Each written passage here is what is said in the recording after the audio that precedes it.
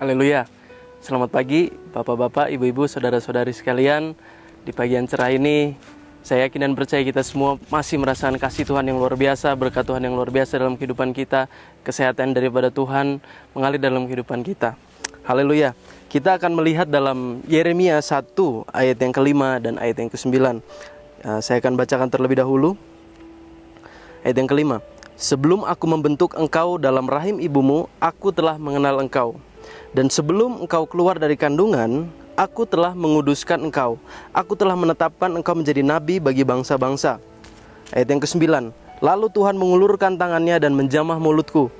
Tuhan berfirman kepadaku, sesungguhnya aku menaruh perkataan-perkataanku ke dalam mulutmu. Nah, ini adalah firman Tuhan yang Tuhan katakan kepada Nabi Yeremia ketika Nabi Yeremia sedang diutus Tuhan. Nah, ini berbicara tentang bagaimana Tuhan mengenal kehidupan kita, bagaimana Tuhan lebih kenal kehidupan kita daripada saudara dan saya mengenal kehidupan kita sendiri. Nah, dalam kehidupan kita seringkali ketika kita berjalan, ketika kita mengalami suatu tekanan atau seringkali kita mengalami yang namanya juga pergumulan, kita sering meragukan diri kita sendiri. Kita sering bertanya-tanya, apa yang harus kita perbuat? Apa yang akan terjadi di kemudian hari?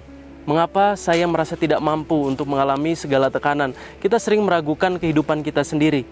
Kita sering melihat, memandang rendah diri kita sendiri. Itu adalah pikiran-pikiran yang tidak sehat.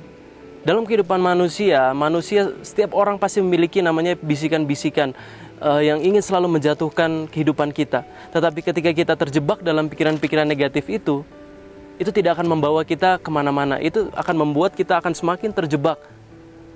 Ketika kita terjebak dalam pikiran-pikiran negatif, itu tidak akan membuahkan hasil, tidak akan membuahkan sesuatu yang bernilai. Karena dalam Matius 6 ayat 27 dikatakan, siapa di antara kamu yang karena kekhawatirannya dapat menambahkan sehasta saja pada jalan hidupnya?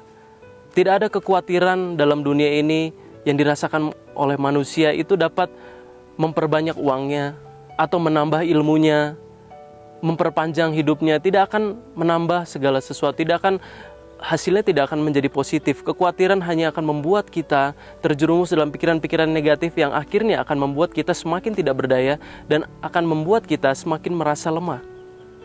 Tetapi kita harus mengingat, yang harus kita lakukan adalah kita harus melihat seperti apa diri kita di pandangan Tuhan.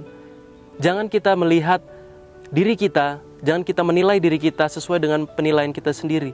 Tapi kita harus melihat keluar apa yang firman Tuhan katakan tentang kehidupan kita, apa yang Tuhan katakan tentang kehidupan saudara dan saya. Tuhan melihat kehidupan saudara dan saya adalah ciptaan yang sempurna, ciptaan yang sangat dikasihi Tuhan. Dan di sini dikatakan pada ayat yang kelima, sebelum aku membentuk engkau dalam rahim ibumu, aku telah mengenal engkau. Tuhan mengenal kehidupan saya dan saudara. Tuhan tahu kehidupan saudara dan saya, lika-liku kehidupan saudara dan saya. Kemana kita akan melangkah? Ketika Tuhan mengizinkan manusia untuk lahir di dunia ini, Tuhan sudah merancangkan rancangan yang panjang dan rancangan yang sempurna, rancangan yang luar biasa. Tergantung dari manusia, apakah manusia mau mengikuti rencana Tuhan atau tidak. Tetapi yang jelas, dan saya tahu bahwa setiap manusia telah direncanakan rencana yang luar biasa dari Tuhan untuk kehidupan saudara dan saya. Kita adalah duta kerajaan Allah, kita adalah terang bagi dunia ini. Saudara dan saya adalah orang-orang yang terpilih dari Tuhan. Kita adalah orang-orang yang dipilih. Dan kita adalah orang-orang yang pastinya kita adalah orang-orang yang dikasihi Tuhan. Karena Tuhan mengenal kehidupan saudara dan saya lebih daripada kita mengenal kehidupan kita sendiri. Nah, jika kita mengalami keraguan, dalam Alkitab ada beberapa juga tokoh-tokoh Alkitab yang banyak sekali mereka mengalami keraguan-keraguan. Tetapi ketika mereka mengalami keraguan, mereka mendapatkan kekuatan baru ketika apa? Ketika mereka tahu bahwa Tuhan menyertai kehidupan mereka, ketika mereka tahu bahwa Tuhan akan menolong kehidupan mereka. Dalam Yeremia ini kita melihat pada ayat yang ke-6, Yeremia juga meragukan panggilannya. Dia meragukan apa yang harus dia lakukan. Dikatakan, maka aku menjawab, Tuhan Allah, Sesungguhnya aku tidak pandai bicara, sebab aku ini masih muda. Yeremia meragukan kehidupannya, Yeremia meragukan dirinya sendiri kan dia merasa dia masih muda, dia menganggap kemudaan dia adalah suatu kelemahan. Tetapi Tuhan berkata ayat yang ke-7, janganlah katakan aku ini masih muda. Tuhan berkata jangan engkau melihat kelemahanmu, jangan engkau melihat kekuranganmu, tetapi lihat bahwa ayat yang ke-8, janganlah takut kepada mereka sebab aku menyertai engkau untuk melepaskan engkau. Demikianlah firman Tuhan. Firman Tuhan berkata, janganlah takut. Tuhan tidak memandang kelemahan kita. Dan kelemahan kita, walaupun dalam setiap manusia memiliki kelemahan, tapi Tuhan tidak memandang kelemahan kita. Yang Tuhan lihat dalam kehidupan saudara dan saya, kita adalah orang-orang yang luar biasa dan kita adalah orang-orang yang dipilih Tuhan. Jadi jangan kita ragukan diri kita sendiri. Tuhan menyayangi kita dan Tuhan yakin bahwa kehidupan saudara dan saya itu bisa dipakai menjadi alat Tuhan yang luar biasa. Tokoh yang kedua, ada Musa. Musa ketika Musa dipanggil Tuhan untuk melayani Tuhan menjadi nabi, dia meragukan Tuhan. Dia sempat juga meragukan Tuhan. Bahkan sampai lebih dari 5 kali banyaknya ia meragukan Tuhan. Ia meragukan sama seperti Yeremia meragukan dirinya sendiri. Tuhan, aku tidak pandai berbicara. Tuhan, aku tidak mampu untuk tampil di depan orang banyak. Tuhan, ilmuku tidak ada apa-apanya. Tuhan, aku begini dan begitu. Banyak sekali alasan-alasan Musa kalau kita baca dalam kitab Keluaran.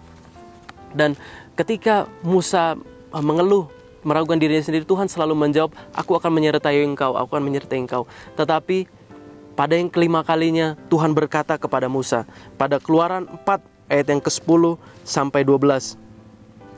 Lalu kata Musa kepada Tuhan, Tuhan, aku ini tidak pandai bicara, dahulu pun tidak, dan sejak engkau berfirman kepada hambamu pun tidak, sebab aku berat mulut dan berat lidah. Lihat apa yang Tuhan katakan, ayat yang ke-11. Tetapi Tuhan berfirman kepadanya, siapakah yang membuat lidah manusia? Siapakah yang membuat orang bisu atau tuli? Membuat orang melihat atau buta? Bukankah aku, yakni Tuhan? Oleh sebab itu pergilah, aku akan menyertai lidahmu dan mengajar engkau apa yang harus kau katakan. Tuhan berkata kepada Musa, siapa yang membuat lidah? Siapa yang membuat kehidupan kita? Siapa yang membuat pikiran kita? Siapa yang menciptakan dunia ini? Siapa yang menciptakan bumi ini? Itu adalah Tuhan.